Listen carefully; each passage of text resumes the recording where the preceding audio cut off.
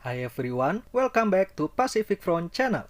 I think everyone can agree that Indonesia is famous for its LPDs. The Navy builds many of these ships, even has a sub-variant of it, and it has become Indonesia's most successful military product for the export market too. Its versatility by combining amphibious and aviation capability makes it perfect for Indonesia's geographic challenges. But what if I say that Indonesia is not the first country in Southeast Asia who operates it? The first user wasn't even an archipelagic nation either. It was Singapore with the Endurance class LST, and since its introduction, this ship has changed the region's amphibious landscape.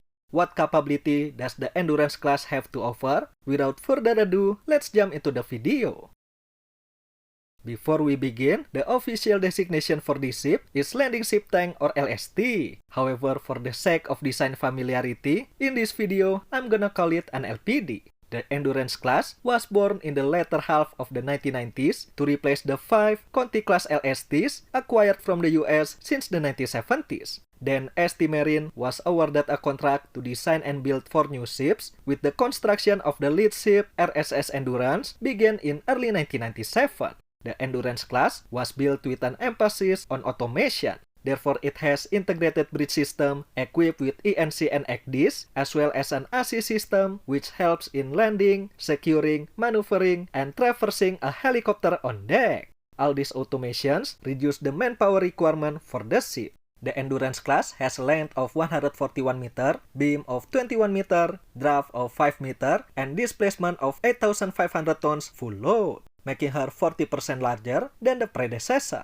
Powered by 2 Ruston diesel engines in quadrant configuration, she can travel over 50 knots and has a range of 5,000 nautical miles. With a relatively small crew of 65 sailors, she can accommodate 350 to 500 troops, carry 18 tanks and 20 vehicles, 4 13-meter boats on David systems, to 25-meter landing craft on the whale deck, as well as a flight deck and hangar for up to 2 medium helicopters, while can also accommodate a Chinook. While not a frontline warship, the Endurance class possesses quite a punch. She is armed with an Otto Melara 76mm Super Rapid, 2 Mark 38 25mm cannons, and 4 50 cal machine guns for surface engagement, as well as 2 Simba twin launchers for air defense. Her sensor suite includes Eltastar search radar and Kelvin Hughes navigation radar. As the successor, the Endurance class offers more capability than the Conti class, and there are good reasons why LPD design is being considered by many navies today. Number 1, other than its affordability and its ability to beach itself, there is nothing left for the LST to offer.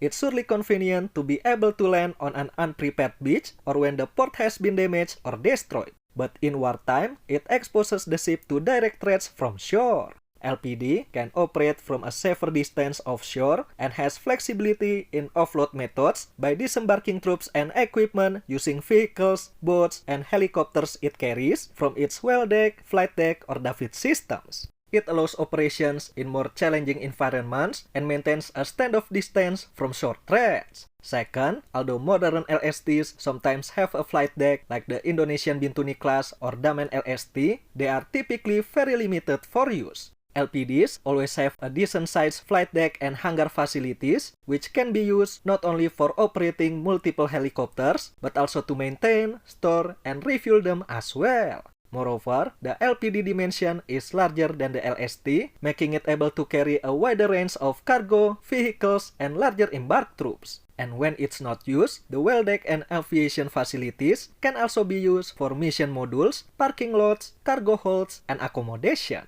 Last but not least, the LST only has one purpose, which is bringing troops and equipment from sea to shore, while LPD, with all the facilities it has, can also be used as command and control, enabling it to serve as a flagship for an amphibious task force by coordinating complex air, sea, and land operations. This is a crucial capability for modern expeditionary operations and large-scale disaster relief responses.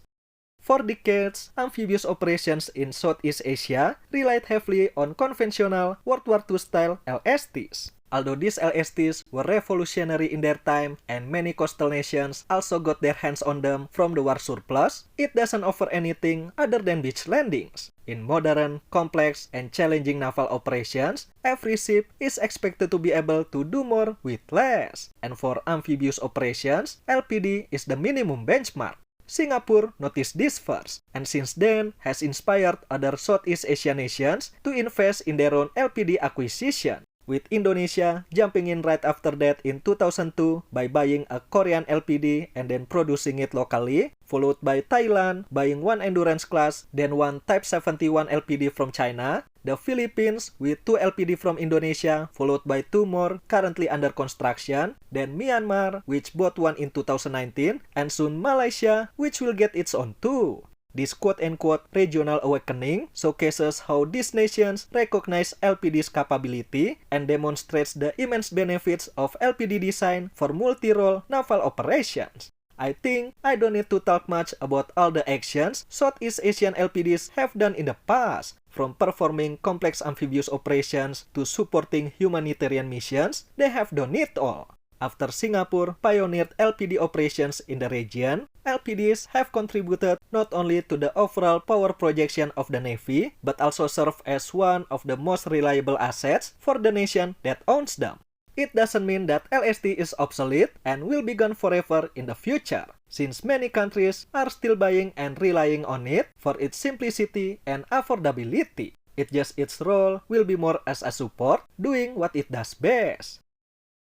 And that's it for today, Singapore's Endurance Class LST, the ship that started it all. What do you think about the Endurance Class? Also, what do you think the prospects of naval assets will be in the region? Will we see a modern flattop sailing in Southeast Asia? Let us know in the comment section below. And if you are curious how LPD becomes Indonesia's most successful military product, you can find out by watching my video right here. Thank you for watching everyone. I'll see you in the next one.